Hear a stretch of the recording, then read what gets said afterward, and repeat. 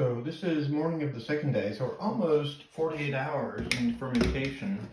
And what I've been doing is basically take the lid off each bucket about every 6 to 8 hours. So 3 times a day.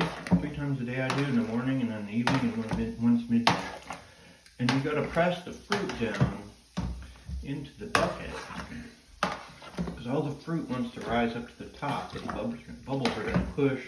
That's CO2 that's being released from the fermentation process. You got to push the fruit down into the bucket, stir it up a little.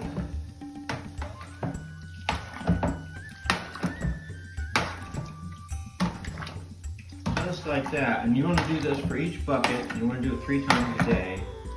And I balanced out the amount of liquid I have in each bucket, so now they each have probably like around 2.5, 3 gallons, maybe 3 gallons in each bucket.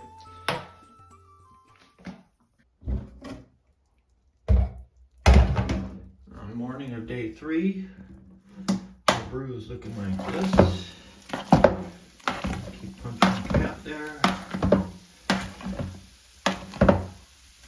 Got a lot of nice bubbling action there. That's the fermentation. CO2 release from the fermentation. Bananas are breaking down, which is what we want. You can smell the yeast. You can smell the fermentation process.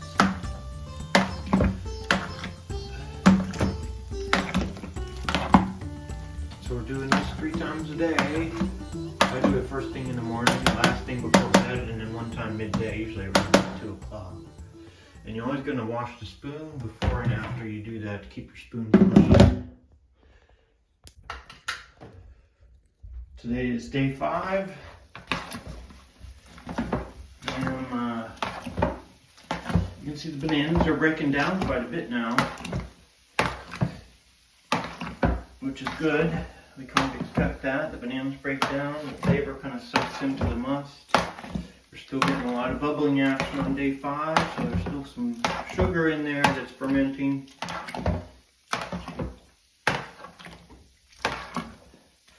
So far, things are looking pretty good. This is about what we expect. Probably a couple more days. Continue doing this about 3 times a day. By the way, I added some brown sugar a couple days ago because I thought it would add to the flavor a little more. I forgot to add that when I first started it. And you want to add that before, well, there's still a couple days left of the fermentation at least, so if I didn't add it by now, I wouldn't add it at all, because you can't add that like on the last day of fermentation. But up until like day 5, it's probably still okay to add, if you forgot to add vanilla or brown sugar or something like that. In fact, I'm going to add a little bit more brown sugar.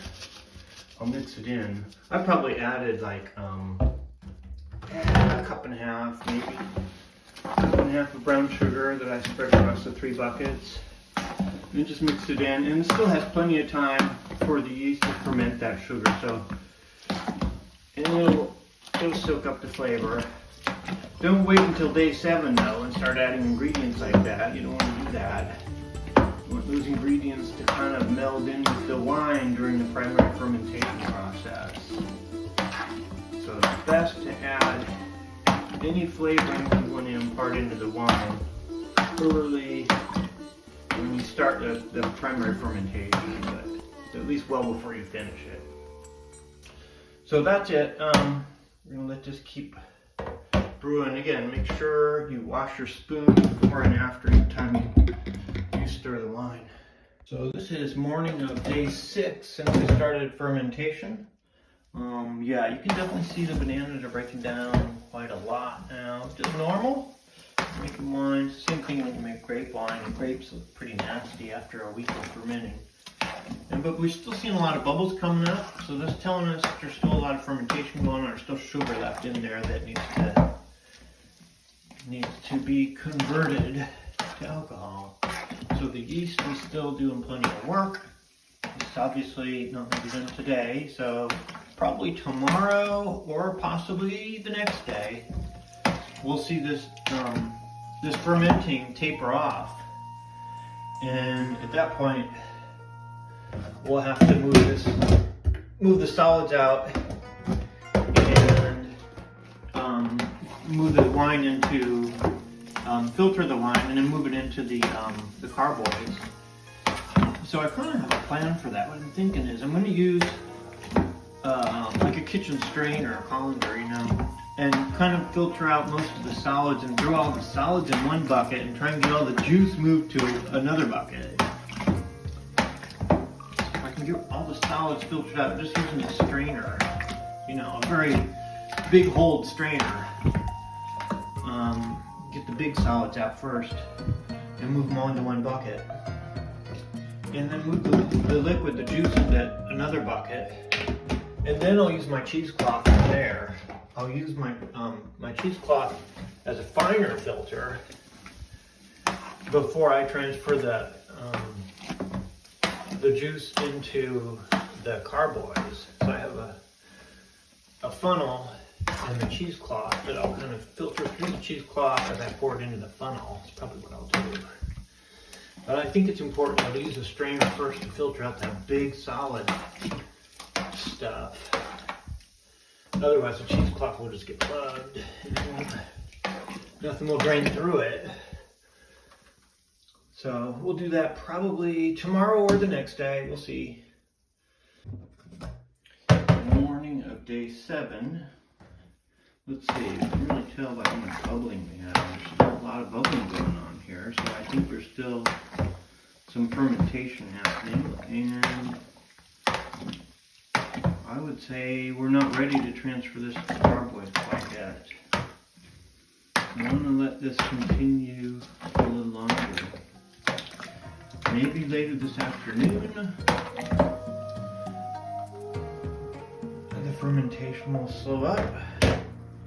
And then I could transfer to carboys, but like this, I would say it's not ready.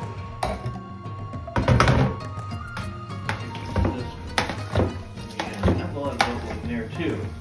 That's the CO2, again, it's the CO2 that's produced by the fermentation. And that's a good sign that there's still fermentation happening because there's still sugar in there. So we're going to let this continue a little longer, possibly until tomorrow. Maybe this afternoon. Take a look, or else tomorrow. This is the morning of the 8th day. And we still have some bubbles here. However, it's definitely tapering off. I'm planning today to transfer the must into the carboys. So I think the fermentation is about done.